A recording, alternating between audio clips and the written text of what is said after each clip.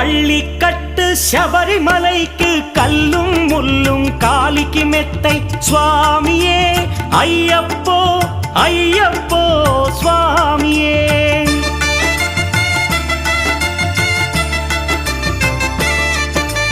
பள்ளிக்கட்டு சபரிமலைக்கு கல்லும் முள்ளும் காலிக்கு மெத்தை சுவாமியே ஐயப்போ ஐயப்போ స్వామియే.